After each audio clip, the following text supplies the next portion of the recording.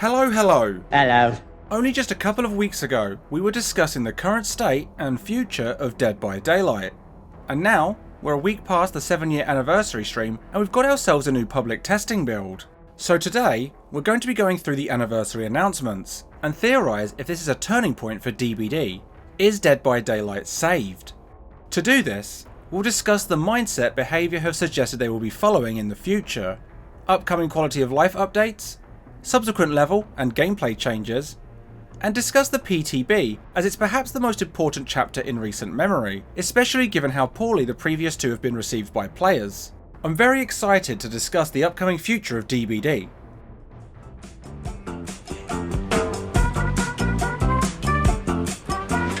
Okay, let's run. Let's start with behaviour itself.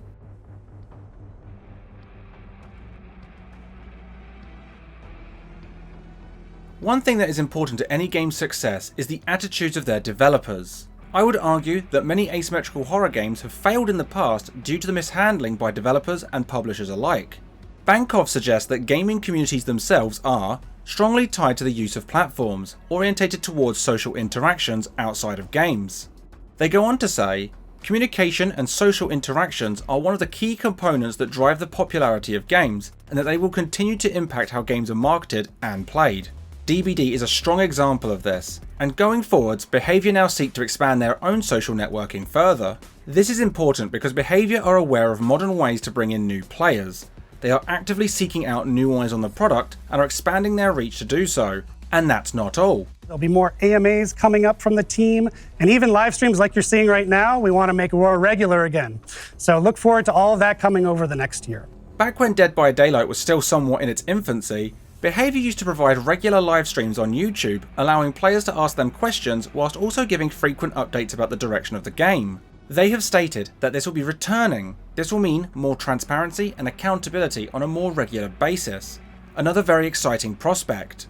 So that's just one facet of the current state of the Behaviour mindset going forwards. But there's another side I want to discuss, and it starts with a new kind of challenge condition: random perks.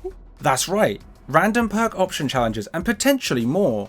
This is a very early but exciting step towards more chaos. In the past, I have spoken against the competitive direction I feel DBD increasingly leans towards. So randomized perks is a great thing to hear. Also, more chaos is featured in the upcoming Twisted Masquerade event. But this time invitations will be holding charges, and you'll use those charges to kind of mess with the opposition while you're in chase. And that's not all. It will be part of the Trapper cosmetics, and we will give him a royal treatment. It will be a lot of fun for players to see him. Awesome. It's a small thing, but a giant cartoonish bear cosmetic feels like it's leaning in a very fun, less serious direction, with a final cherry on top being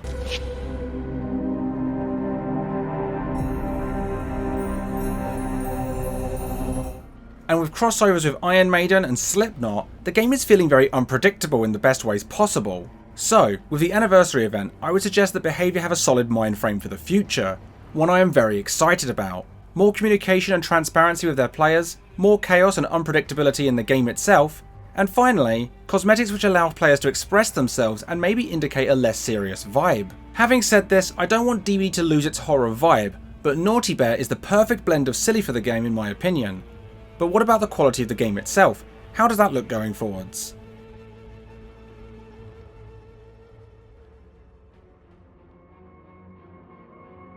Dead by Daylight is an old game now, a game which doesn't always feel like its design is as refined as it could be, but to Behaviour's credit, they have continually sought to improve this, with colourblind settings, visual terror radiuses, perk loadouts and more all being introduced in recent updates, and most recently, because we are adding finally the loadout search bar.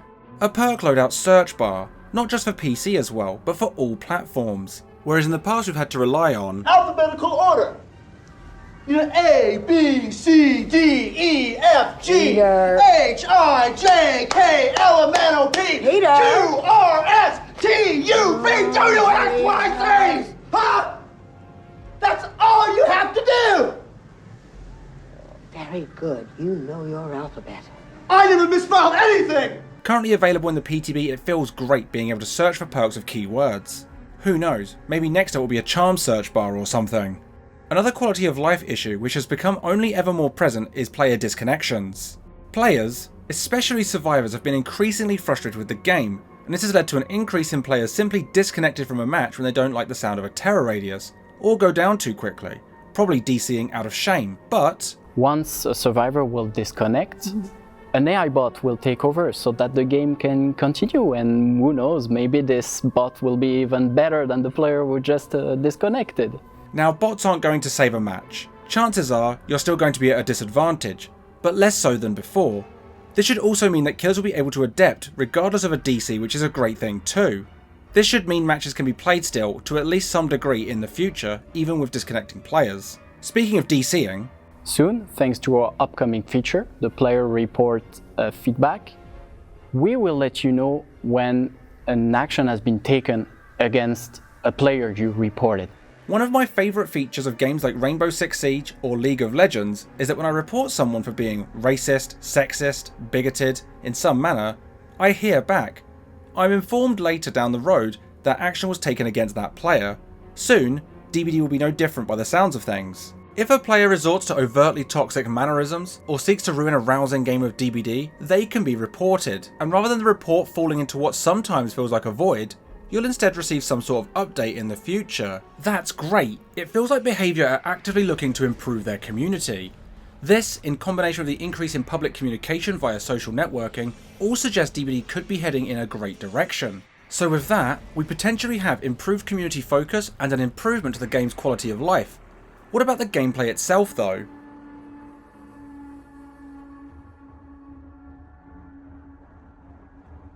Well, let's keep the positives going, but I do have some concerns in this section too. But first things first, bigger events. We do plan on taking our 4 sort of pillar events and making them even bigger, even better than they have been in the past. We'll see what that actually means, but the Twisted Masquerade is already indicative of fun improvements to the yearly events. But excitingly, but in addition to those 4 pillar events, we're also going to look at adding a few more smaller events spread throughout the year. Hopefully, an increase in events can keep the game feeling fresh and add more chaos into the mix from time to time. One thing that I didn't particularly enjoy was the huge 6.1.0 meta patch. I think it was too much in one go, and I would suggest it is what really led into the stale state that DBD is now in. Fortunately, behaviour might feel the same as going forward they plan on smaller, more focused balance updates with each update this year.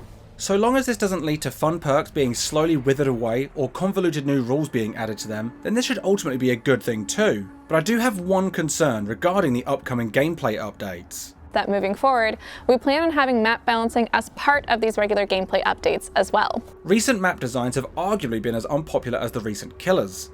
Garden of Joy and Shattered Square are both fairly horrible maps for varying reasons, such as the clutter scattered around the environment, and the new realm, Toba Landing, appears to be following this trend as well.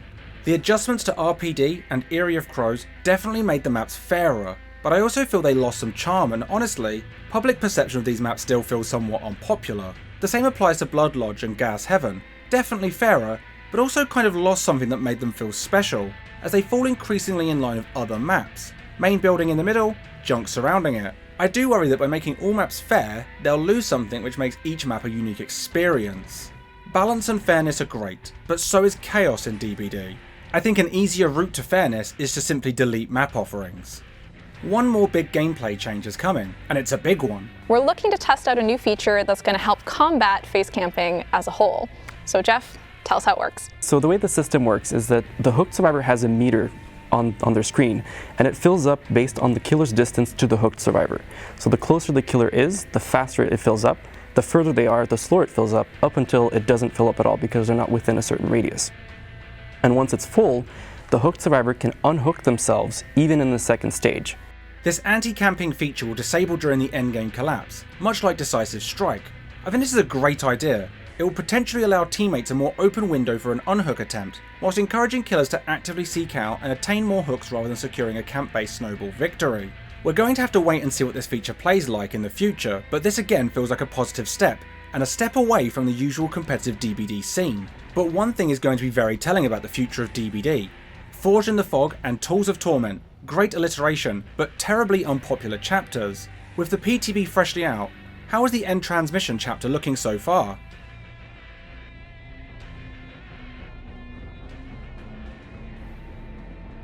A new survivor, a new killer, a new map, and 6 new perks. Not to mention a myriad of extra adjustments to the game. One great thing immediately, Deja Vu has been buffed, allowing survivors to always see the closest 3-gen, and provide a 6% repair speed bonus to those highlighted. I think this is a really strong buff, but solves the 3-gen problem almost entirely until a better fix is figured out. We've also seen slight buffs to killers like Ghostface, Nemesis, and Pyramid Head, which speaks back to what we discussed earlier, smaller adjustments, another excellent move by behaviour.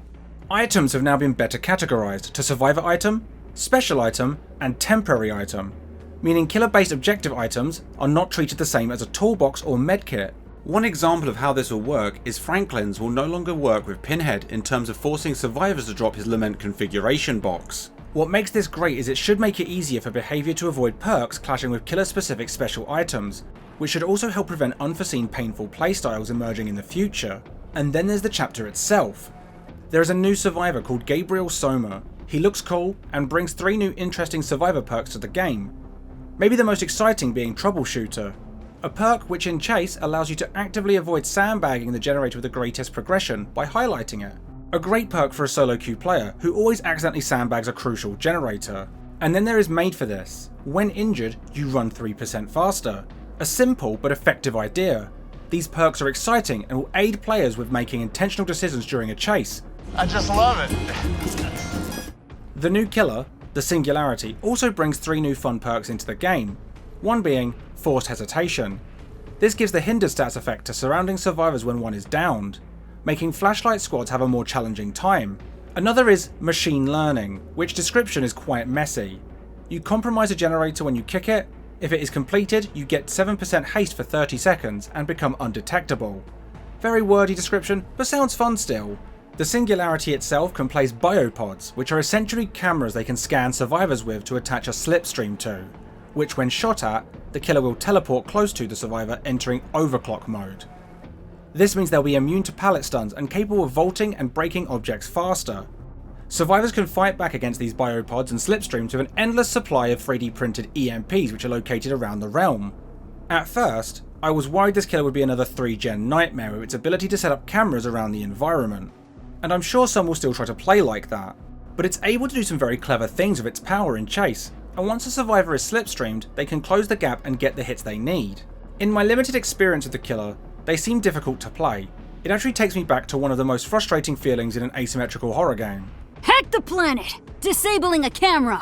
Resident Evil Resistance felt quite deflating at times when your power would be disabled by January or any of the other survivors. They could hack your cameras and essentially stop you from being able to play. I think from a user experience point of view, this killer may have some really satisfying plays lost in a sea of frustration, but I could be wrong and I hope I am. I think the Singularity is a very interesting idea on paper, and it will have some very dedicated players who master its powers and are terrifying to go up against, but I would suggest that every killer has this capability. The majority of players who are casual, I suspect won't want to play this when killers like Wesker, Blight, Huntress etc. are far simpler and far more satisfying to play.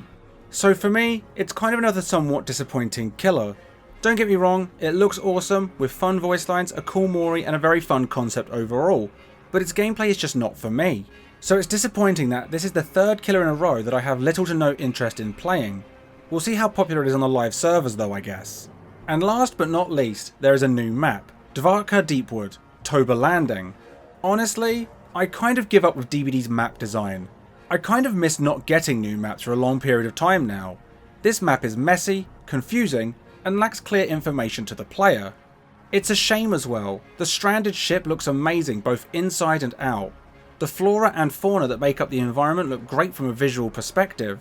Behind the exit doors are somewhat alien ruins. Perhaps if the majority of the map was like this, with some sparing use of the plant life, it could have been a far more digestible map for players. Instead, it's just another mess. So the new chapter, a bit of a mixed bag for me. So how optimistic can we feel moving forward?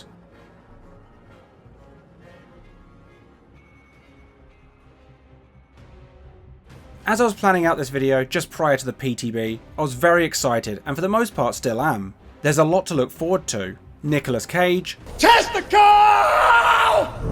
more licensed killers, a return of Q&A live streams, events getting bigger, more chase focused design and more. Dead by Daylight is expanding its universe, working with supermassive games and Midwinter Entertainment, which means that DBD will be the flagship for behaviour moving forward still, which is a good sign for the game's health. But as much as I wish it did, the PTB hasn't felt great for me. I'm personally not that excited by the Singularity. Perhaps it's just not my playstyle though. Maybe I just wanted more given the Knight and Skull Merchant was so bad, but I can't see the Singularity entering my rotation. The Survivor is ultimately just a cosmetic, so hard to get too excited about outside of the perks, and the new map is a total mess for me with little to no redeeming factors. I do like the new perks though, they're very exciting, and various balance adjustments, reworks to item classifications, and perk adjustments are all great things in this PTB. And the perk search bar, it maybe took too long to get it in, but it's still excellent to finally have it. So for me, I think the game itself will continue to improve. I think the core gameplay will sharpen, the competitive edges will be softened, and more chaos will ultimately be restored, which makes me incredibly happy. But I also think, regarding the new chapters, it's 3 stinkers in a row for me. I worry behaviour have moved in a messier design direction as perhaps they've run dry on ideas. Or maybe I just play too much Dead by Daylight. But what do you think? Did you enjoy the anniversary event? Are you excited about the upcoming year? Is the Singularity your new favourite killer? Let me know in the comments below. Generally speaking, I'm very happy with how the future of DBD looks right now. I'm hoping that the new licensed killers coming in the future make up for the last few chapters. Thank you as always for watching, and I will see you in the next one. Goodbye, Nicolas Cage. I'll never forget you, Rams. I'll never forget you. No, you get the hell out of here! You go!